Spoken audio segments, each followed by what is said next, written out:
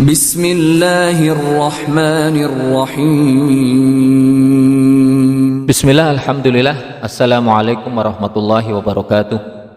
Alhamdulillah, wassalatu wassalamu ala rasulillah wa ala alihi wa sahbihi wa mawalah. Ya ayyuhalladzina amanu taqullaha haqqa tuqatih wa la tamutunna illa wa antum muslimun. Wa ba'd.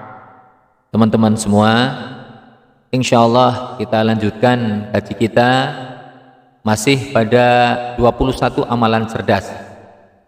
Dan insyaallah kita lanjutkan pada poin yang ke-13, yaitu sholat duha. Adapun waktu sholat duha adalah dimulai dari setelah matahari terbit kira-kira 15 menit sesudahnya, yaitu waktu syuruk. Para ulama berpendapat bahwa waktu syuruk adalah duha awal. Dan waktu duha yang terbaik adalah ketika matahari sudah meninggi dan anak kambing merasa kepanasan, yaitu sekitar jam 9 atau jam 10-an. Dan di antara keutamaan sholat duha, yang pertama adalah pengganti sedekah dalam seluruh persendian. Dari Abu Dzar radhiyallahu an bahwasanya Nabi sallallahu alaihi wasallam bersabda, yang artinya pada pagi hari diharuskan bagi seluruh persendian di antara kalian untuk bersedekah.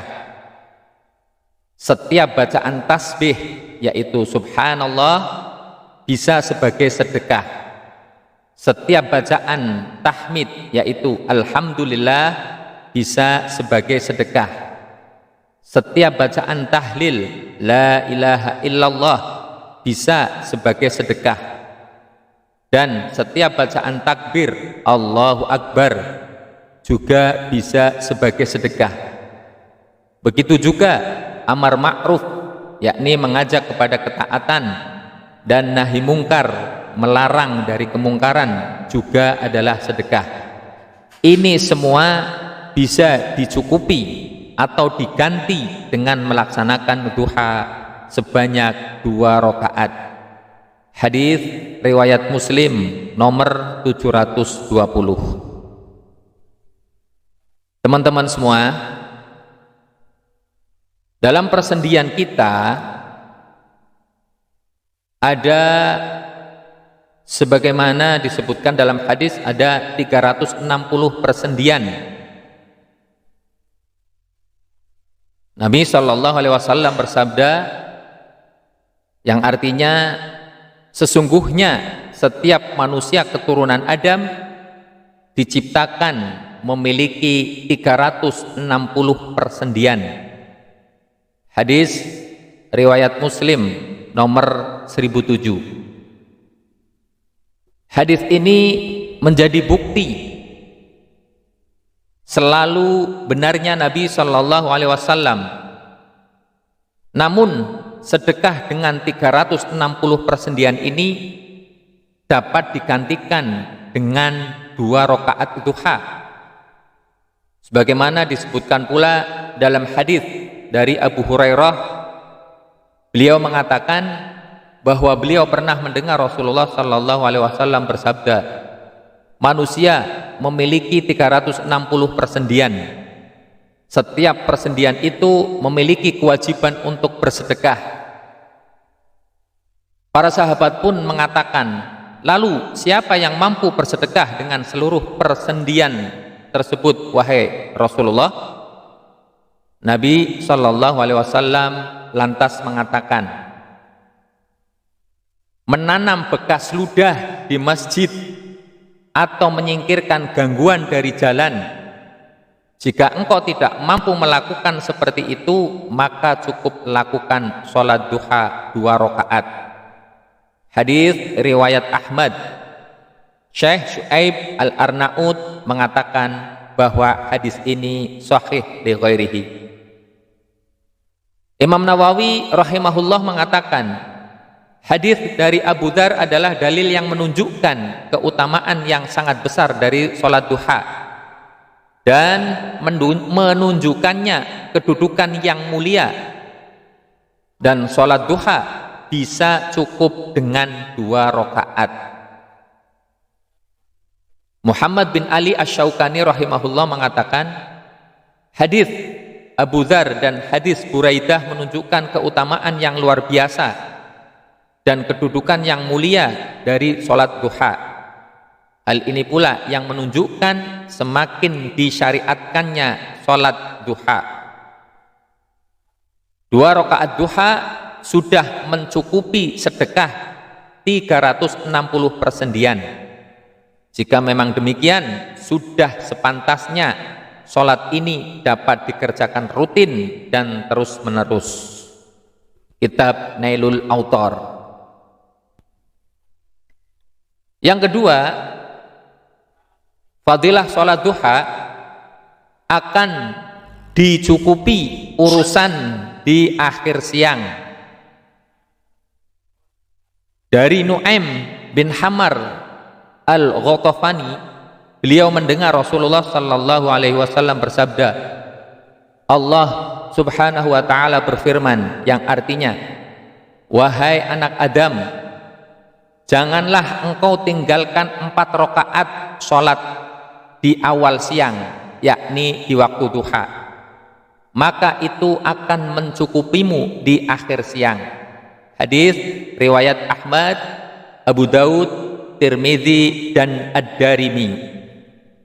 Syekh Al-Albani dan Syekh Syu'aib Al-Arnaud mengatakan bahwa hadis ini sahih.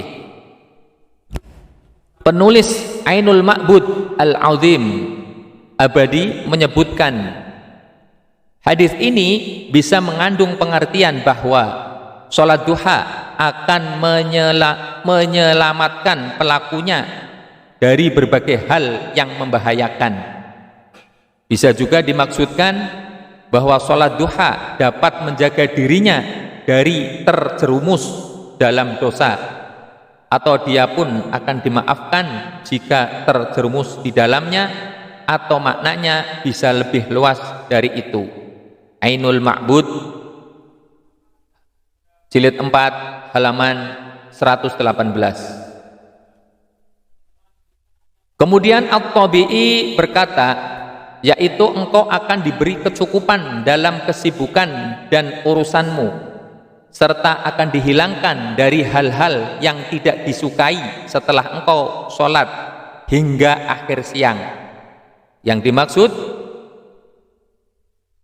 selesaikanlah urusanmu dengan beribadah kepada Allah di awal siang, maka Allah akan mudahkan urusanmu di akhir siang.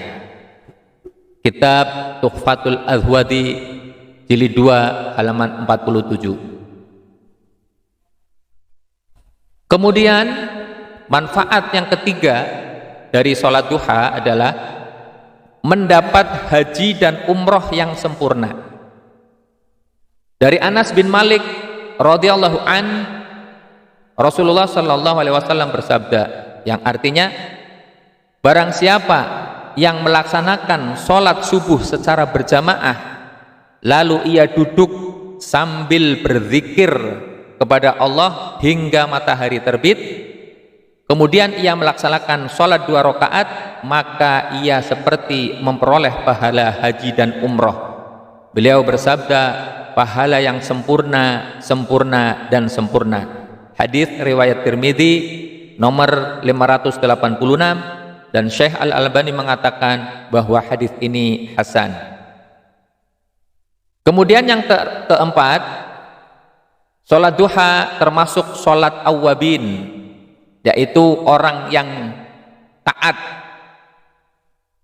Dari Abu Hurairah radhiyallahu an, ia berkata bahwasanya Rasulullah sallallahu alaihi wasallam bersabda, yang artinya, tidaklah menjaga sholat sunnah duha melainkan awwab, yaitu orang yang kembali taat. Inilah sholat awwabin. Hadis riwayat Ibnu Huzaimah dihasankan oleh Syekh Al-Albani dalam Sahih At-Targhib wa Tarhib. Inilah beberapa manfaat sholat duha. Maka teman-teman semua, kita memohon kepada Allah Subhanahu wa Ta'ala agar Dia Subhanahu wa Ta'ala selalu memudahkan kita untuk bisa mengamalkan sholat duha meskipun hanya 2 rakaat. Ini yang bisa saya sampaikan. Mudah-mudahan yang sedikit ini bisa memberi manfaat untuk kita semua. Wassalamualaikum warahmatullahi wabarakatuh.